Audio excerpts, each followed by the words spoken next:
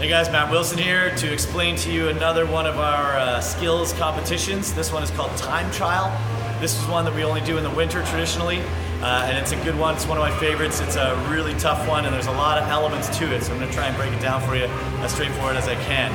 The key in Time Trial is that you are a single person competing on your own, but you're going to use all 4 targets. You're going to throw in 3 different ways, and you're going to be timed as you do that. Now, the time limit for the entire experience is 50 seconds, and you're going to use each lane for 3 sets of 4 throws each set, okay? So, my first set, I'll have an axe sitting at each of the blocks. You see there we've got one set up the block. You can have it set up however you like it. You can have it down out whatever you want, and you can have one in your hand to start on lane 1. And your first set is going to be throw here, throw there, throw it 1, throw it 2, throw it 3, throw it 4. The targets were numbered. And that would be 1 heat. To start that heat and end that heat, you're going to touch the wall. So that is, in essence, your timer. So when you're ready for your first heat, start on the block. My first heat is going to be 4 throws of overhand, standard traditional throws. So I would go here, I'll be ready, timer's ready, and I would go boom, timer starts. I throw, I run over here, and I throw, run over here, and I throw, run over here, and I throw, and then I touch the wall again to stop the timer. Okay, at that point, you collect the score, we put the axes back on the block, and you start again.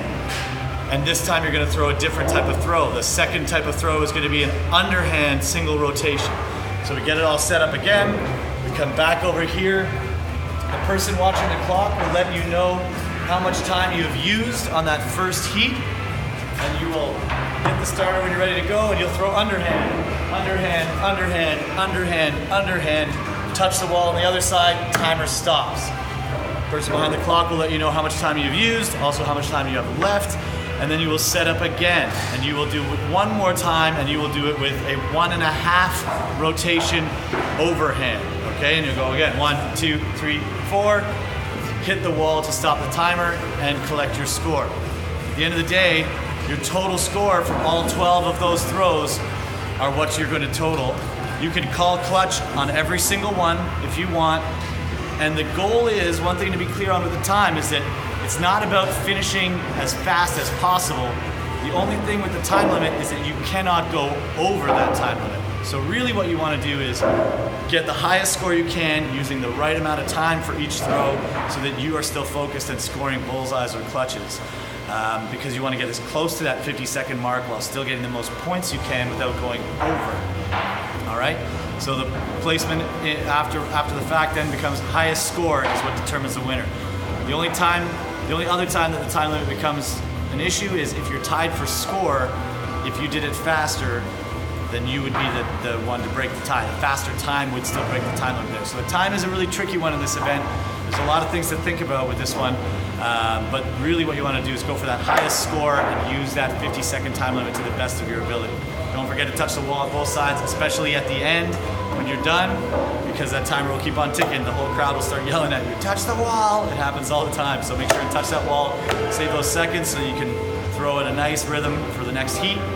You can decide in which order you want to throw. You don't have to throw the overhand first. You can start with underhand, or you can start with 1.5, but you must throw all 4 throws of each heat the same. So if I start with underhand, I'm gonna do 4 underhand. Then I want to do 1.5, I do 4 1.5. Then I finish with my strongest and I go regular, 1 rotation overhand, and that's what I want to do, that's fine. You can decide what order you want to do it in as long as you use all 3 types of throws. You can also decide if you want to go from right to left or left to right. That is up to you. And you can decide how you want your axe waiting for you at the block. And that first axe of each heat can be in your... No, sorry, I lied. It cannot be in your hand. It must be on the block. My mistake. First axe must be on the block. You hit the timer, you grab the axe, and you go. Hope that's clear. Let me know if you have any questions through the emails. All right, that's Time Trial. Bring it on, Winter Skills.